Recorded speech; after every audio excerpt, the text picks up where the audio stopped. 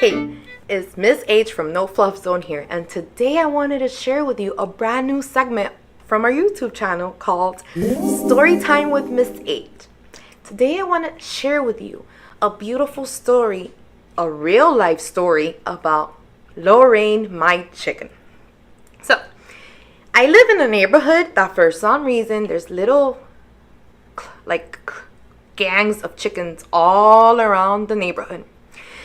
And I've always loved having animals since I was a kid because my parents and my family, we really love animals. And my grandpa used to have a farm, and my grandpa from Mexico has a farm too. So I just love having animals. So in this case, I had just started teaching, and it was like 6-7 years ago. 6-7 years ago. It was like my second year of teaching, right? Doesn't matter. But there was like a little gang or a flock or a club or whatever you want to call it of chickens and roosters. So I have a dog named Pinto, and Pinto is with Papa Dios now. He's in heaven, or wherever dogs go when they pass on. So Pinto Bean and I were outside, and we saw these chickens, and I said, wow, I think it would be a great idea for us to have a chicken. So I tried my best. I grabbed a box, I grabbed a towel, I'm there with a ladder, a stool, trying to catch this chicken. So my dog, my Pinto Bean, people say that animals can't understand, but I kind of feel like they kind of know what you're saying or how you're feeling or like what you're trying to do. So Pinto Bean saw that I was trying to catch a chicken, and I don't know what I did. I threw the towel trying to catch a chicken, and it didn't work, obviously. And then Pinto came with something in his mouth, and I was like, oh my god, what did you get in your mouth? What is that? So I grab it, and it's a chicken. Pinto caught a chicken for me. Now, at first I was really excited because now I have my chicken. But then I noticed that Pinto Bean, in him catching the chicken, pulled the leg off of Lorraine. So Lorraine's little leg was hanging like that off of her body.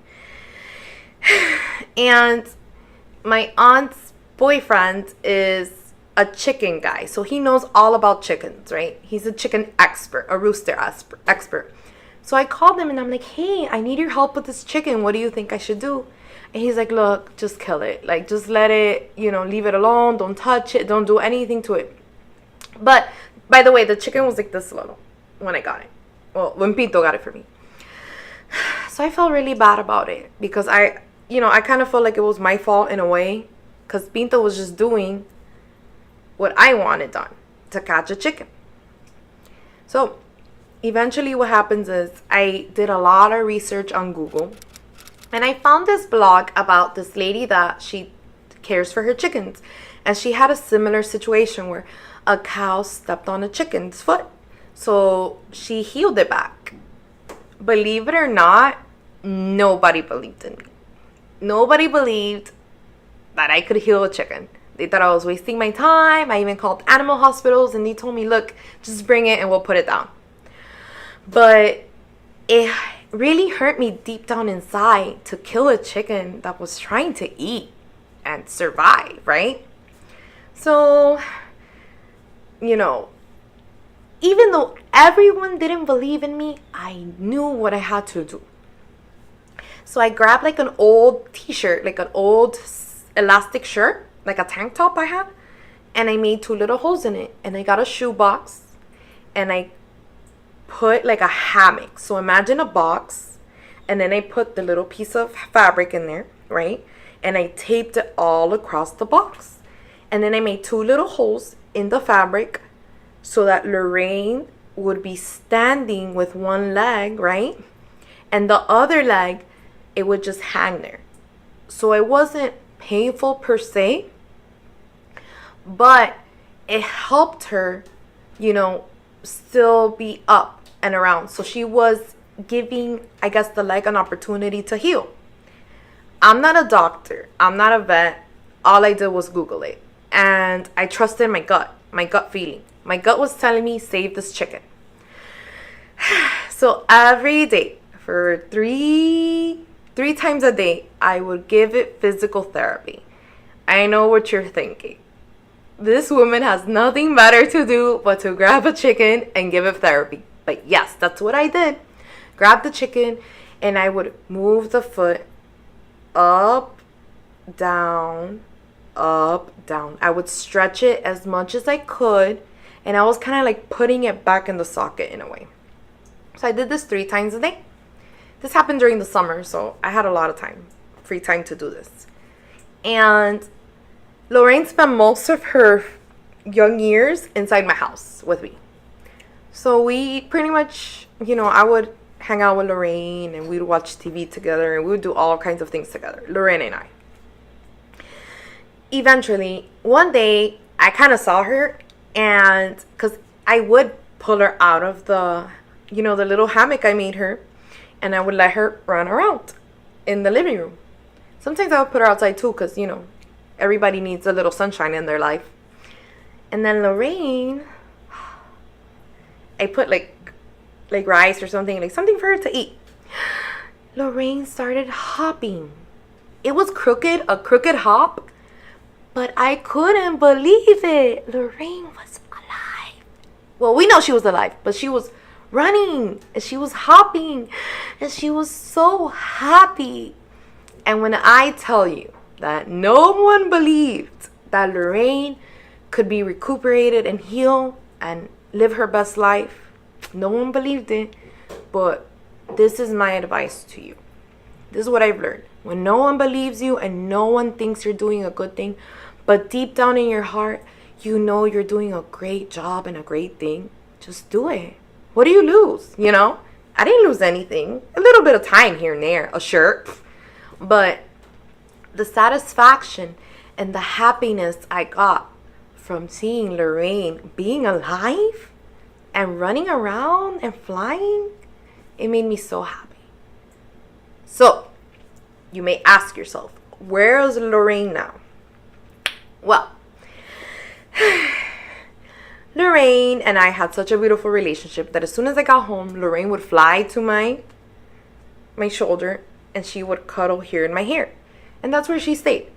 We would go outside. She wouldn't fly. She wouldn't do anything. I would walk around with Lorraine on my shoulder. And whenever she did have to poop, Lorraine loved me so much that she got off of my shoulder and she pooped on the floor and then she would fly back on me. So I started going back to work and it made me really sad because Lorraine would cry all the time. She would cry for me. Cry. So one day I had this great idea. I'm just going to put a picture of myself next to Lorraine and let's see if she stops crying. And oh my goodness, could you believe it? She stopped crying. And then when I came home, I would put the picture down and she would fly all across to me. So that is my story about Lorraine. Lorraine, unfortunately, I went on a trip and Lorraine escaped my grandma's care. And when I came back, I was very bummed out and sad because Lorraine and I take a lot of care and love with my animals. And to me, my animals are my family. So when my grandma told me, my grandma's, she's like 60 something years old. And she told me, Mirza, Lorraine left. I don't know, I let her out for a little while and she escaped. I spent 3 days looking for her everywhere. I drove, I walked all around and I never found Lorraine. And then one day I was teaching summer school and we happened to be talking about pets. So I shared the story with the kids, my summer school kids. And I'll never forget, one of the students told me, just ask God for Lorraine and just ask and Lorraine will come back. And I was like, bruh, Lorraine is like chicken nuggets right now. There's no way Lorraine's coming back. Lorraine is gone. Whatever. It's happened so long ago. It was 2 years after. So he said, just ask and you shall receive. And I thought it was so funny, but I didn't pay it any mind. The following Friday, so let's say that happened on a Tuesday. Friday afternoon, I was outside because my dogs were barking like crazy. They were barking, barking, barking at a tree. So I'm like, you guys, what do you want? So I go outside. I'm thinking it's a raccoon or something, or a squirrel. And what do I see? Lorraine, 2 years later, on a tree. And when I had Lorraine, Lorraine was this little. When Lorraine went into the wild and had to fend for herself, she got this big. And I looked at her and she was looking at me. And we kind of looked at each other.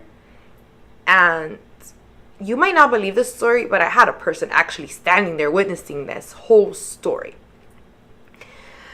And Lorraine, I got a broom to kind of move Lorraine out. Well, the chicken that I'm thinking is Lorraine. And she kind of because I had Lorraine trained that whenever I did put her on a tree, I would put her with a broom.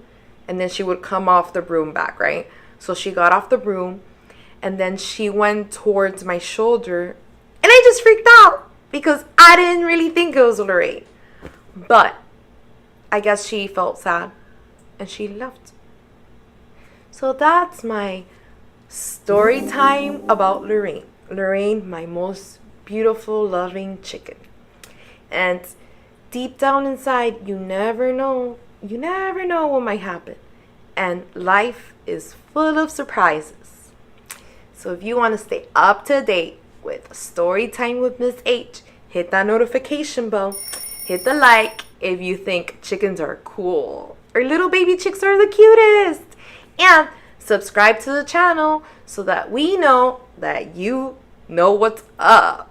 Thanks and have a great day. Bye.